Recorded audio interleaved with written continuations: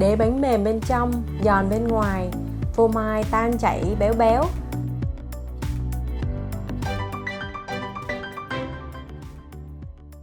Xin chào mọi người, mình đang ở Century City, California. Mình đến đây để mua pizza Italy. Ở đây thì có rất là nhiều người đến đây để ăn uống và mua sắm.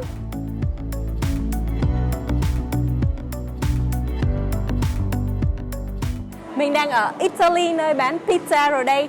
Và bây giờ thì chúng ta sẽ cùng vào bên trong nha. Thank you.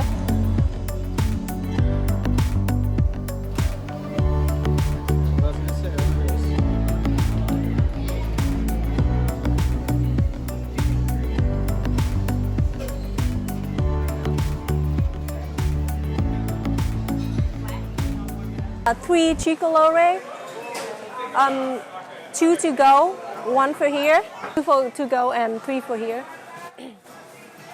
Đây là cái pizza của mình và mình sẽ xem thử ở trong cái pizza cái pepperoni của mình là như thế nào nha. Mình làm cái đơn giản nhất, tức là ở đây thì có pepperoni, phô mai, sốt cà chua và cuối cùng là cái phần bánh. Giờ mình sẽ ăn thử nhé. Chảy nước miếng. Còn đây là cái phần pizza xông khói của mình nè. Mình sẽ ăn thử nha.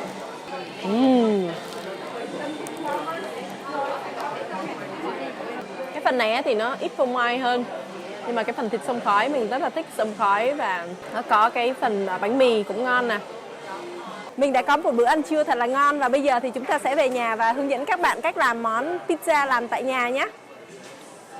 Bây giờ thì mình đã về nhà rồi và mình sẽ hướng dẫn các bạn cách làm món pizza tại nhà nha. Để mà có đế bánh ngon thì mình sử dụng bột King Auto. Cái bột này thì là cái loại bột ngon nhất để mà làm bánh mì. Mình sẽ bỏ 300g bột, 5g muối và 4g bột nở vào máy xay. Bây giờ thì mình sẽ trộn cái phần bột này lên, nhấp 5 lần.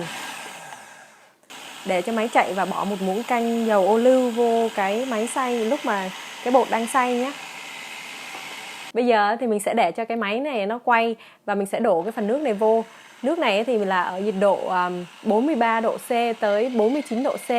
Và mình sẽ để máy quay trong vòng 1,5 phút đến 2 phút. Các bạn đã thấy là cái bột này nó đã được rồi nè. Cái độ bột nó dính, nó trộn đều hết luôn rồi. Rắc một ít bột lên bàn và sau đó thì để cái bột nhào lên bàn. Mình cắt đôi bột ra, cầm bột như thế này rồi lặn vô một cái, khoảng 2-3 cái thôi, lặn xuống dưới đáy bột, dưới đít bột nè. Rồi, mình để hai cái bàn tay ra như thế này nè, đẩy hai cái bàn tay xuống sát mép của bánh mì như thế này. Và sau đó mình vừa đẩy vô và quay. Bây giờ mình sẽ làm nhé.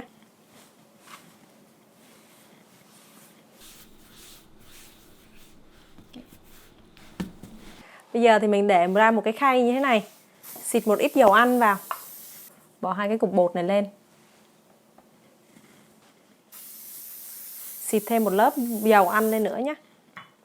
Bây giờ mình sẽ lấy cái màng bọc thực phẩm và bọc kín cái phần bột lại. Bột này thì mình sẽ để ở nhiệt độ phòng từ 1,5 tiếng đến 2 tiếng cho bột nở gấp đôi. Nhưng mà nếu mà các bạn không có sử dụng ngay thì các bạn có thể bỏ bột vào trong tủ lạnh từ 8 đến 16 tiếng và lấy ra sử dụng vào ngày hôm sau cũng được.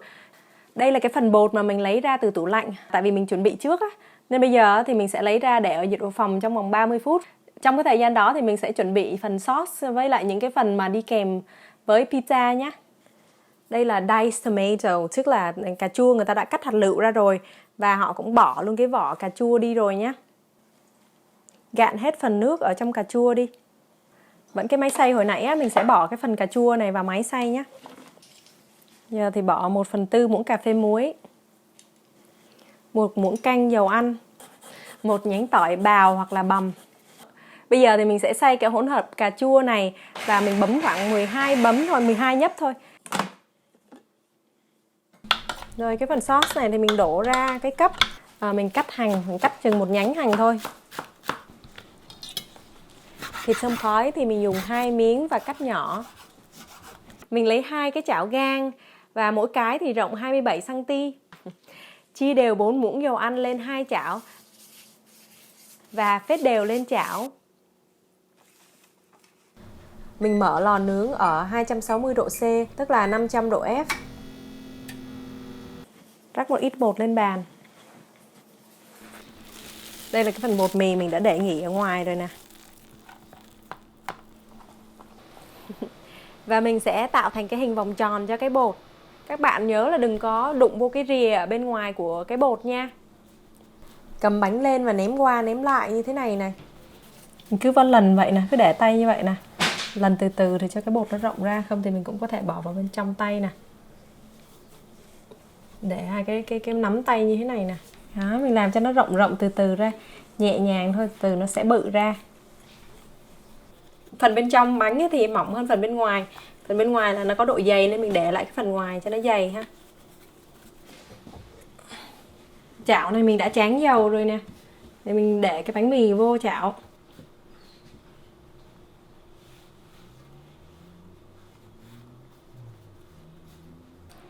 Kế tiếp mình chia đôi và phết đều phần sốt cà chua lên bánh mì.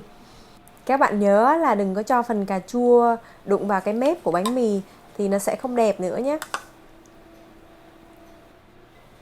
Mình chia đều 170g phô mai mozzarella cho hai phần đế bánh. Sau đó thì rắc 30g phô mai parmesan lên. Tiếp theo thì mình đặt khoảng 8 đến 10 miếng pepperoni lên bánh. Bỏ chảo lên bếp với lửa lớn trong vòng 3 phút. Nhiệt độ cao thì vỏ bánh mới phồng lên nha. Lò nóng ở nhiệt độ 260 độ C thì mình bỏ bánh vào và nướng trong vòng 7 đến 10 phút. Trong cái thời gian mà mình đợi cho bánh nướng thì mình sẽ chiên cái phần thịt xông khói với lửa vừa cho thịt vàng giòn. Bánh chín rồi nè. Cái này thì mình nướng 8 phút nha các bạn.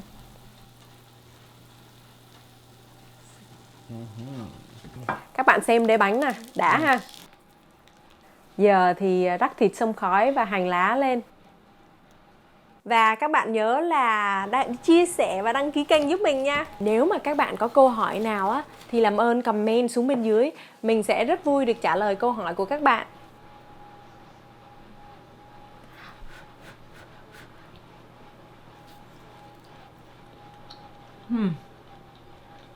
Cái phần phô mai ăn đã ghê luôn á.